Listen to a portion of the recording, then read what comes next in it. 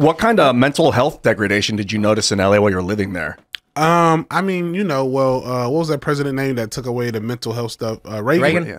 So, I mean, if you go to a certain part, so when I first moved to LA, homeless people and kind of like anybody with any type of mental health issues was very concentrated to an area downtown known as Skid Row.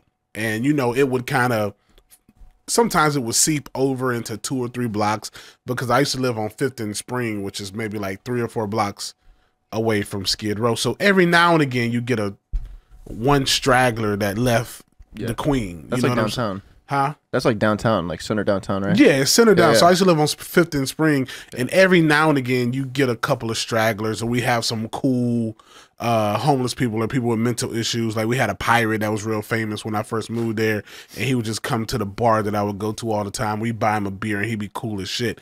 But after COVID, it started spreading, you know, because there's nobody's outside to, you know, police these people.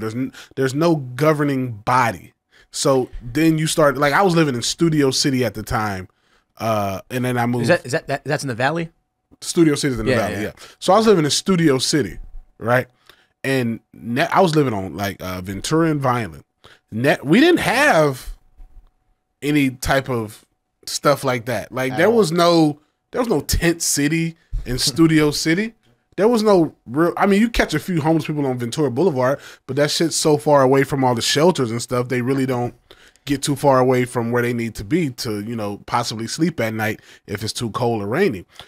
But during the pandemic, dude, I remember one time me and my oldest daughter, were walking to Rouse, because there was a route to go through Rouse where you had to like cut through a few apartment buildings, and then instead of like walking all the way up Vineland and then going down Ventura, you can cut through a few apartment buildings.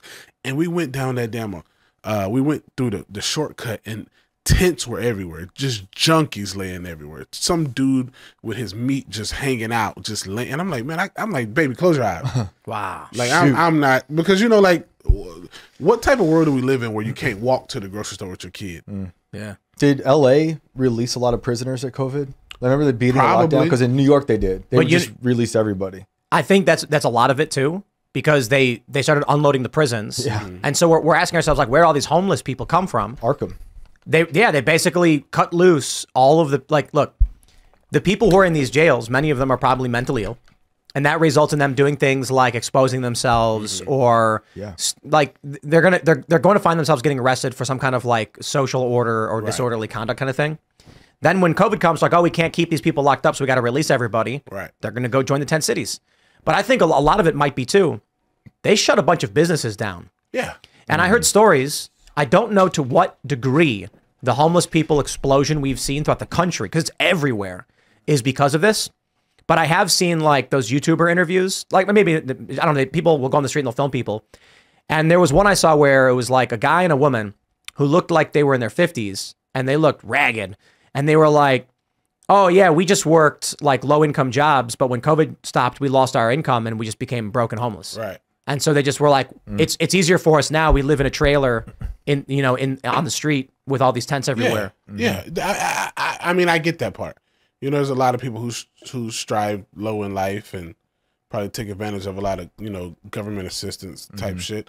And when COVID came, those bottom level jobs were out. So they had, but I mean, like, dude, like if y'all follow like the Instagram account, like Street People of Los Angeles, there was a dude living on Sunset Boulevard who had a whole fucking tarp. The apartment thing that he built? Yeah, he had a whole apartment with crazy. He had more shit in his tarp with electricity probably running.